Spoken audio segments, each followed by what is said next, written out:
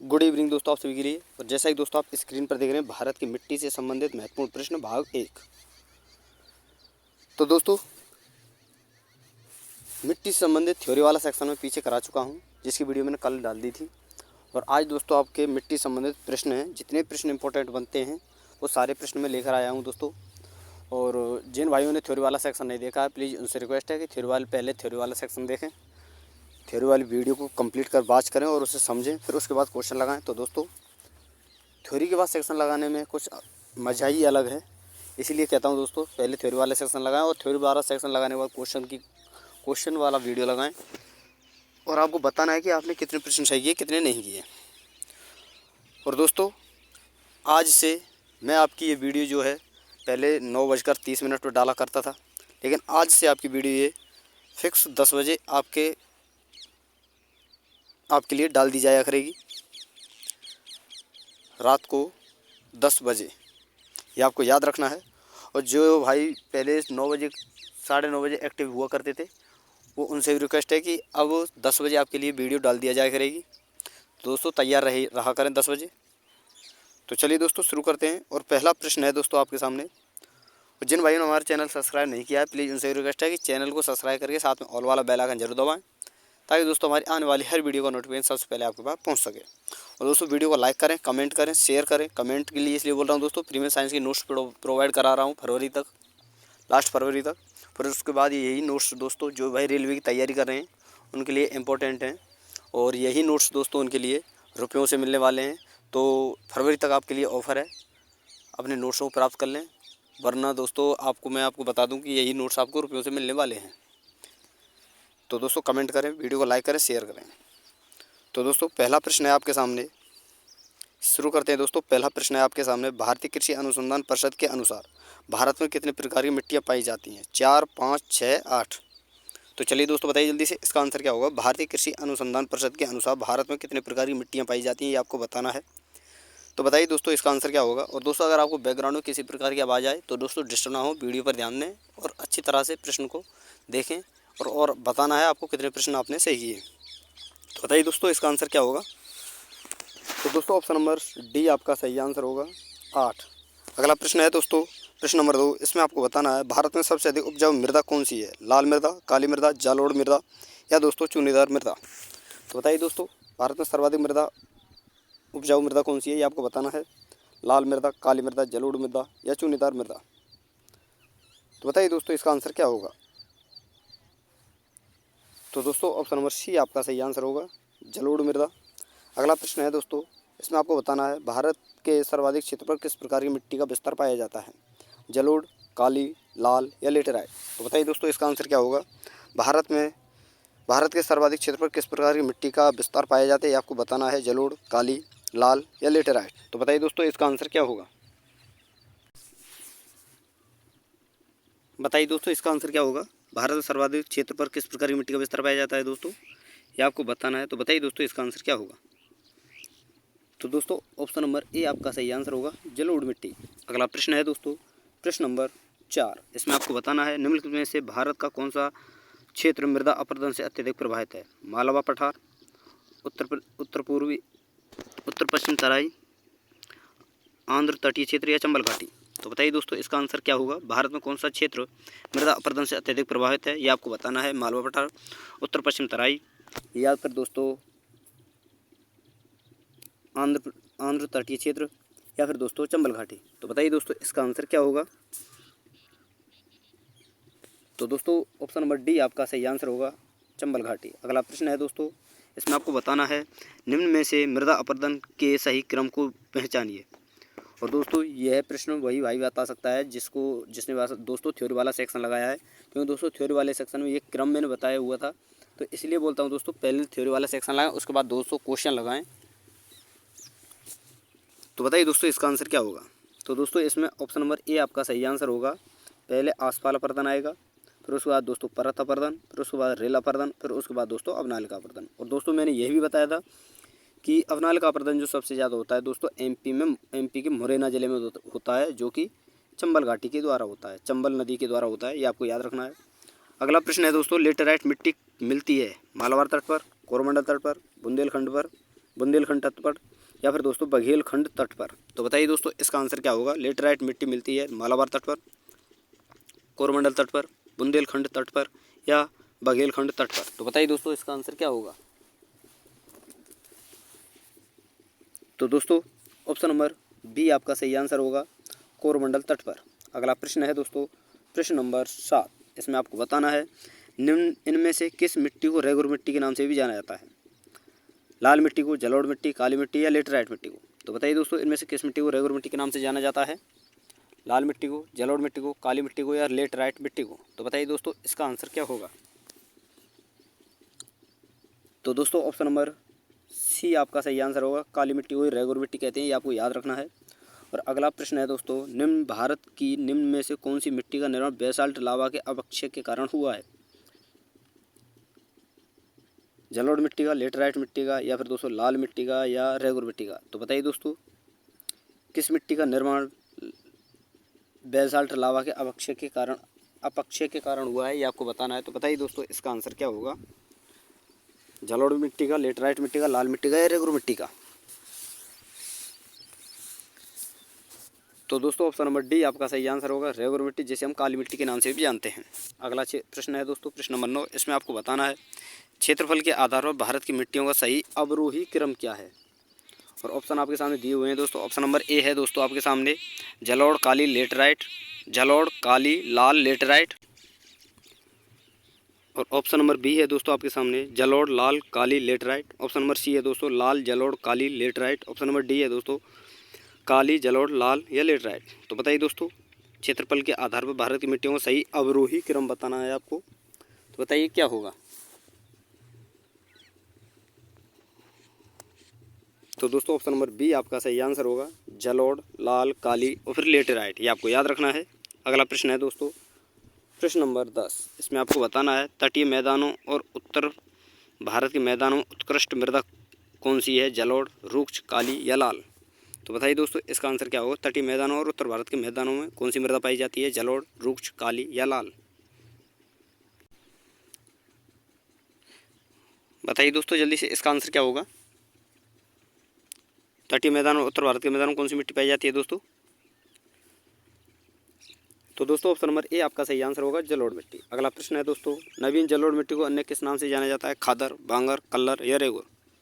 तो बताइए दोस्तों नवीन जलोढ़ मिट्टी को किस नाम से जाना जाता है, खादर, बांगर, कल्लर या रेगुर। तो दोस्तों ऑप्शन नंबर ए आपका सही आंसर होगा, खादर। अगला प्रश्न है दोस्तों प्रश्न नंबर 12। इसमें आपको बताना है मृदा अपरदन को रोका जा सकता है सघन वर्षा से, वननाशन से, वन रोपण से या अतिचारण से। तो बताइए दोस्तों इसका आंसर क्या होगा। मृदा अपरदन को किस प्रकार रोका जा सकता है, ये आपको बताना है। तो बताइए दोस्तों इसका आंसर क्या होगा।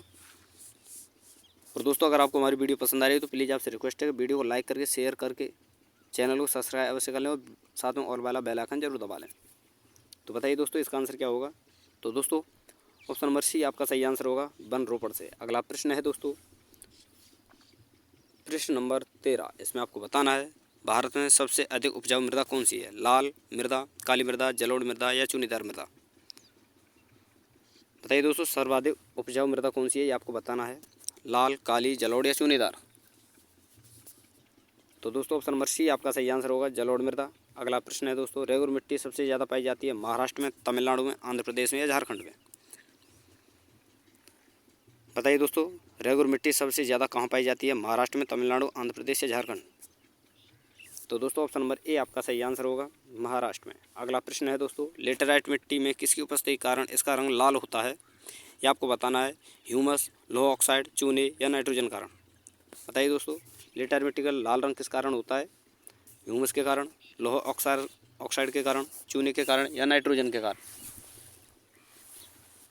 तो दोस्तों ऑप्शन नंबर बी आपका सही आंसर होगा, लोह ऑक्साइड के कारण। अगला प्रश्न है दोस्तों प्रश्न नंबर 16। इसमें आपको बताना है देश की निम्नलिखित में से किसे स्वतः जुताई वाली मिट्टी कहा जाता है, ये आपको बताना है, जलोढ़ मिट्टी। यह प्रश्न मैंने दोस्तों बताया हुआ था थ्योरी में। तो बताइए दोस्तों इसका आंसर क्या होगा, जलोढ़ मिट्टी, काली मिट्टी, लवणीय मिट्टी या मरुस्थलीय मिट्टी। बताइए दोस्तों किस मिट्टी को स्वतः जुताई वाली मिट्टी कहा जाता है, जलोढ़ को, काली को, लवणीय को या मरुस्थलीय को। तो दोस्तों ऑप्शन नंबर बी आपका सही आंसर होगा, काली को। अगला प्रश्न है दोस्तों पुरानी जलोढ़ मिट्टी को अन्य किस नाम से जाना जाता है, खादर, बांगर, कल्लर या रेगुर। वहाँ दोस्तों पुरानी जलोढ़ मिट्टी थी, उसे दोस्तों खादर के नाम से जानते थे, लेकिन यहाँ पर दोस्तों पुरानी है तो उसे बांगर के नाम से। ऑप्शन नंबर बी आपका सही आंसर होगा। अगला प्रश्न है दोस्तों, गंगा के मैदानों में पुरानी कछारी मिट्टी कहलाती है? बांगर, खादर, कल्लर या रेगुर। तो बताइए दोस्तों, गंगा के मैदानों में पुरानी कछारी मिट्टी क्या कहलाती है? और दोस्तों मैं आपको बता दूं, कछारी मिट्टी को ही दोस्तों जलोढ़ मिट्टी कहते हैं। तो यहाँ पर रिलेट कर सकते हैं दोस्तों, पुरानी जलोढ़ मिट्टी क्या कहलाती है दोस्तों? बांगर। ऑप्शन नंबर ए आपका सही आंसर होगा। अगला प्रश्न है दोस्तों, प्रश्न नंबर 19। इसमें आपको बताना है, निम्नलिखित में से किस प्रकार की मिट्टी के लिए न्यूनतम उर्वरक की आवश्यकता होती है?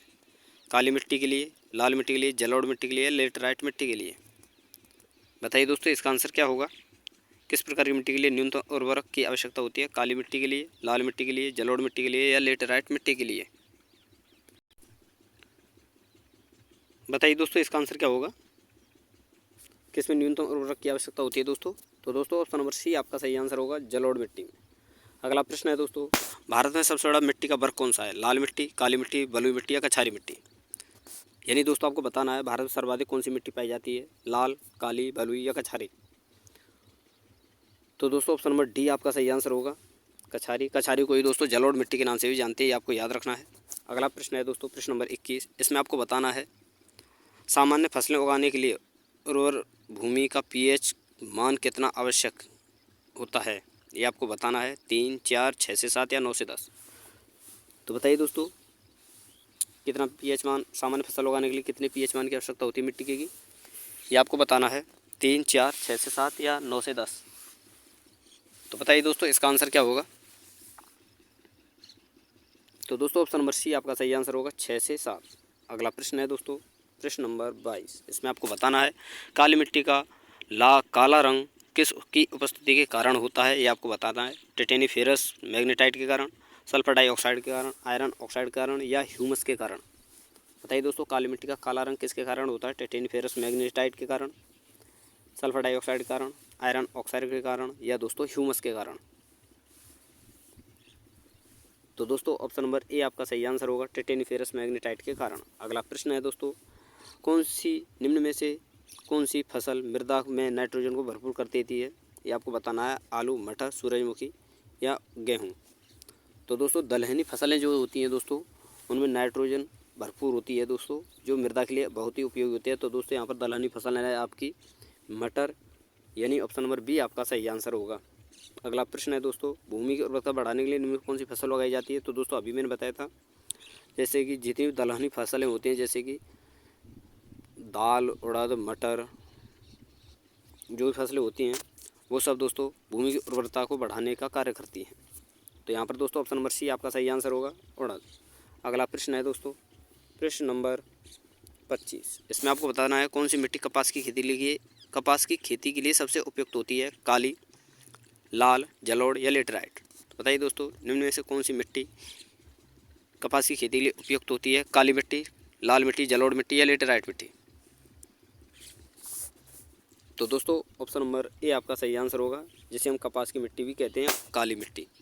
अगला प्रश्न है दोस्तों, दोमट मिट्टी में मिट्टी का कौन सा कण मिलता है? बालू, कृतिका, गाद या दोस्तों उपरोक्त सभी। तो बताइए दोस्तों, दोमट मिट्टी में मिट्टी का कौन सा कण मिलता है? ये आपको बताना है, बालू, मृतिका, गाद या उपरोक्त सभी। तो दोस्तों ऑप्शन नंबर डी आपका सही आंसर होगा, उपरोक्त सभी। अगला प्रश्न है दोस्तों, पश्चिमी राजस्थान की मिट्टी में किसकी मात्रा अधिक होती है?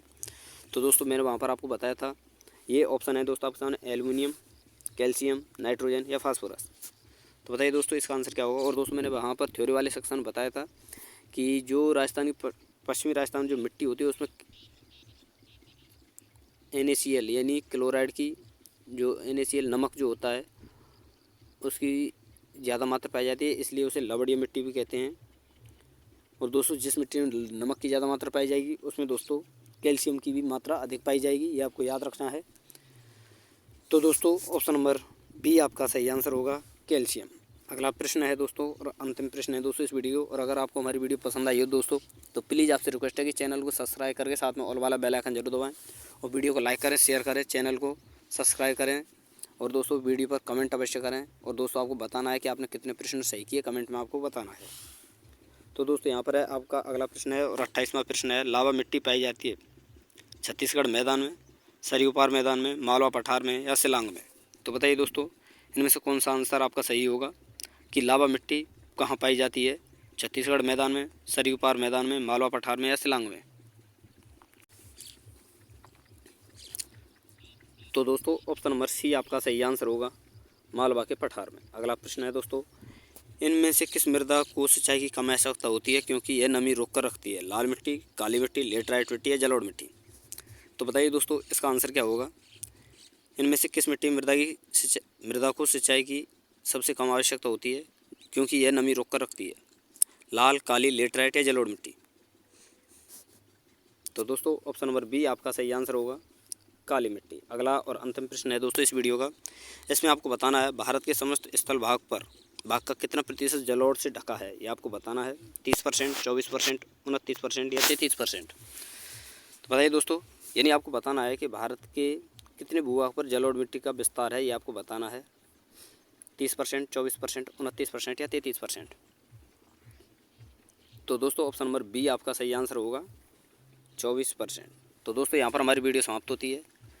अगर आपको वीडियो पसंद आई हो तो वीडियो को लाइक करें, शेयर करें, कमेंट करें दोस्तों, और आपको बताना है कितने प्रश्न आपने सही किए। और जो भाई पहली बार विजिट कर रहे हैं हमारी वीडियो को, उनसे भी रिक्वेस्ट है कि चैनल को सब्सक्राइब करें, साथ में और वाला बेल आइकन जरूर दबाएं। तो थैंक यू दोस्तों, धन्यवाद। फिर मिलते हैं नए वीडियो के साथ।